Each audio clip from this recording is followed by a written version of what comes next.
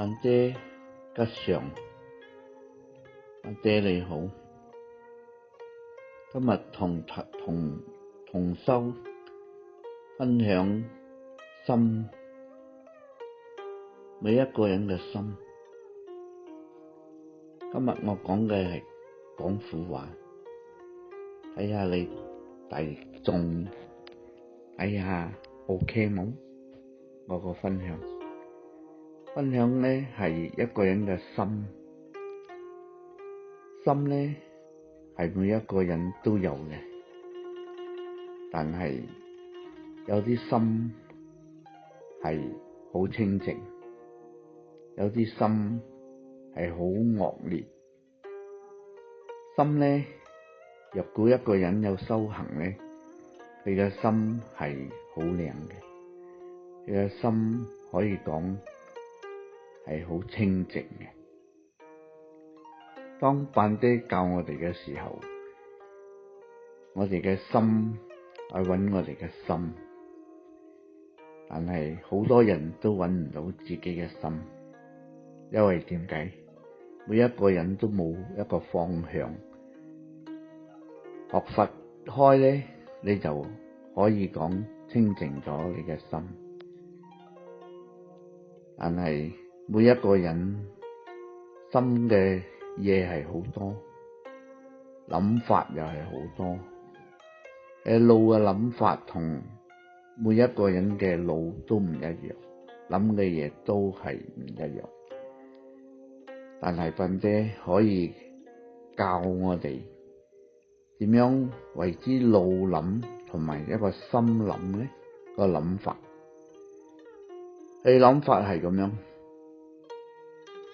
一個人學佛開呢，佢嘅心係清靜，同埋好多嘢呢係干擾唔到佢做任何嘢，都干擾唔到佢嘅心。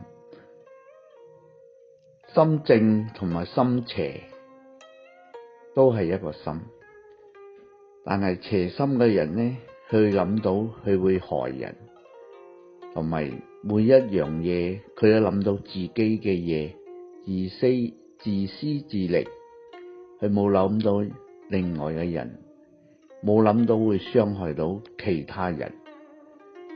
所以范姐246嘅打坐呢，係俾我哋揾翻個心同埋個路同埋個想法。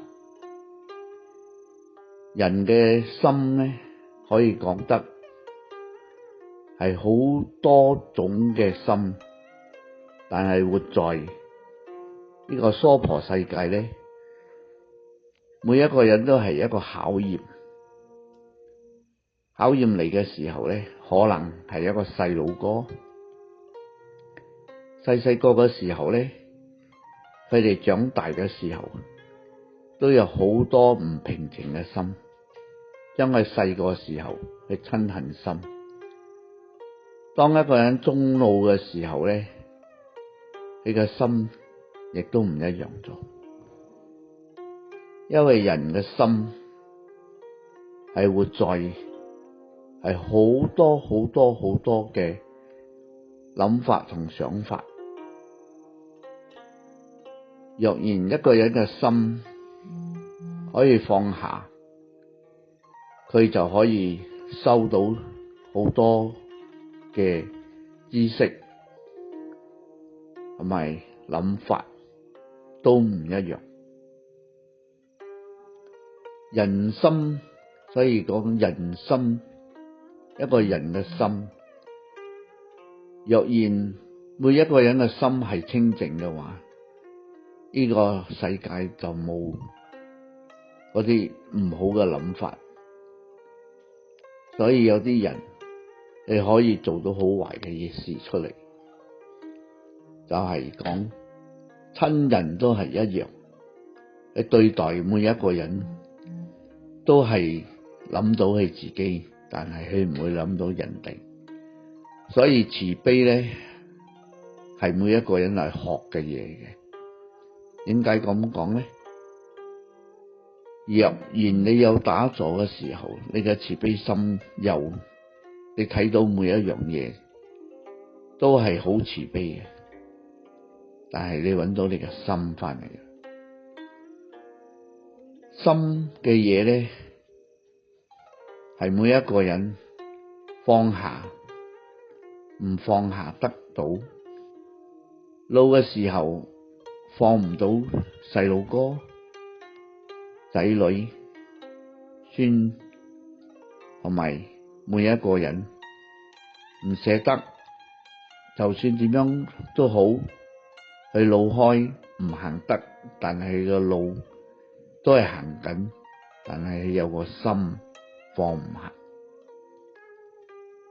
所以每一個人臨死嘅時候，當佢放下嘅時候，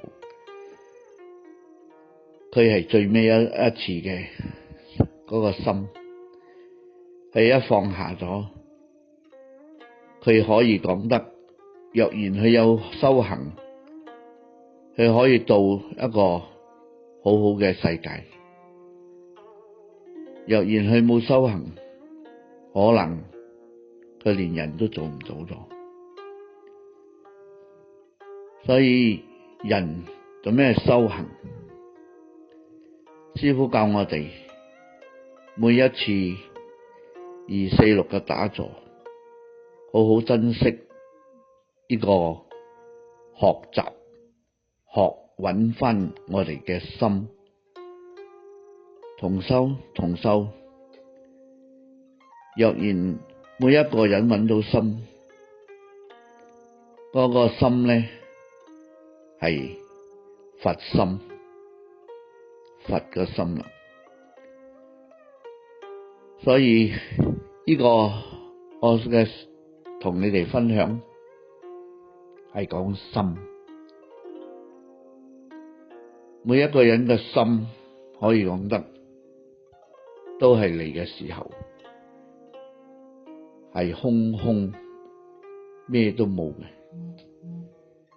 但係一個路嚟教你點樣做，但係你嘅心唔定，所以你揾唔到個心返嚟。班爹咧係教我哋點樣去揾返我哋嘅心，同埋清淨心返嚟。學習咧係每一個人都要學嘅，但係有緣你就可以學到咯。若然你冇緣，我講嘅時候可能你都聽唔明，因為點解？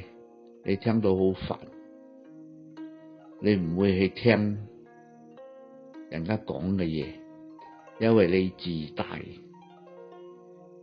嘅人呢係唔聽人講嘅，你認為佢做嘅嘢係啱，佢唔會去學你嘅嘢。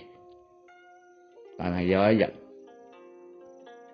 當你行到好辛苦嘅時候，你有一個緣分學到，見到一個人，見到同修介紹你入去打坐，呢個就係你嘅緣分啦。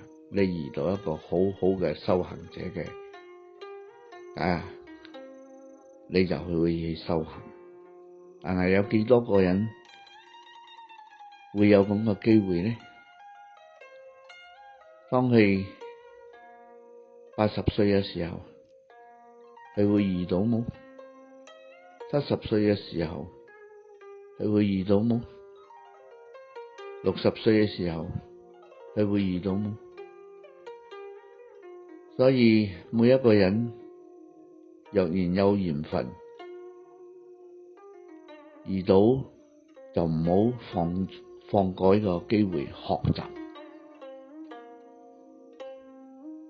今日呢，我講到呢度就係講心，沙度。